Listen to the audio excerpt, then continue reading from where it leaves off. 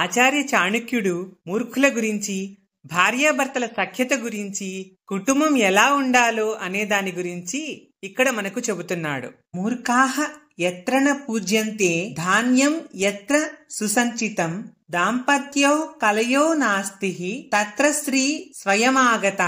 ఎక్కడ మూర్ఖులను సన్మానించరో, గాదెలలో ధాన్యము నిండుగా ఎక్కడైతే ఉంటుందో, ఎక్కడైతే భార్యాభర్తల మధ్య కీచులాటలు అంటే కొట్లాటలనేవి ఉండవో, అక్కడ లక్ష్మీదేవి తిష్ట వేసుకుని కూర్చుంటుందట. దీని అర్థం ఏమంటే, ఏ ఇంట్లో అయితే మూర్ఖుడైన వ్యక్తి ఉండడో, ధాన్యాలు పప్పు దినుసులు లాంటివి పుష్కలంగా ఉంటాయో, ఏ ఇంట్లో అయితే భార్యాభర్తల మధ్య దెబ్బలాటలు లేకుండా వారిద్దరూ సఖ్యంగా ఉంటారో, అటువంటి ఇంట్లో సుఖశాంతులు, సంపదలు ఎప్పుడూ స్థిరంగా నిలిచి ఉంటాయట.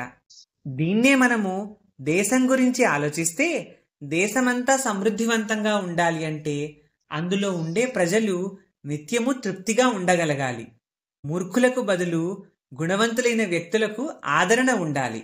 కష్టకాలం గురించి ముందుగానే ఊహించి, ఆ కష్టకాలంలో కుటుంబానికి ఇబ్బంది రాకుండా వాడుకోవడానికి ధాన్యాన్ని, పప్పు దినుసులను నిలవ ఉంచుకోవాలి. అలానే భార్యాభర్తల మధ్య దెబ్బలాటలు రాకుండా కుటుంబ వాతావరణాన్ని ఎప్పటికప్పుడు కాపాడుకుంటూ ఉండాలి. ఎక్కడైతే విద్యావంతులు ఆదరించబడతారో అక్కడ మూర్ఖులు తిరస్కరించబడతారు. అన్నపానాదులకు లోపం లేకుండా సమృద్ధిగా ఉంటే మొగుడు పళ్ళ మధ్య సఖ్యత అనేది దానంతకదే చేకూరుతుంది. అలా కాకుండా ఎప్పుడూ సమస్యలతో సతమతమవుతూ ఉన్నారనుకోండి, భార్యాభర్తల మధ్య వద్దన్నా కొట్లాటలు వస్తాయి. అలాంటి పరిస్థితి రాకుండా చూసుకోమని చెబుతున్నాడు ఆచార్య చాణక్యుడు.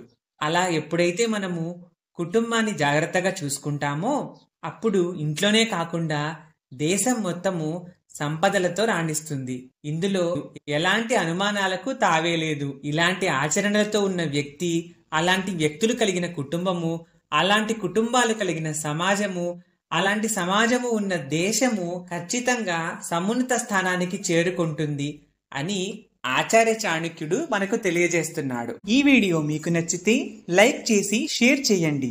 ఇలాంటి మరిన్ని వీడియోల కోసం ఈ ఛానల్ని సబ్స్క్రైబ్ చేయండి. వీడియోపై మీ అభిప్రాయాన్ని కామెంట్ సెక్షన్లో తెలియజేయండి.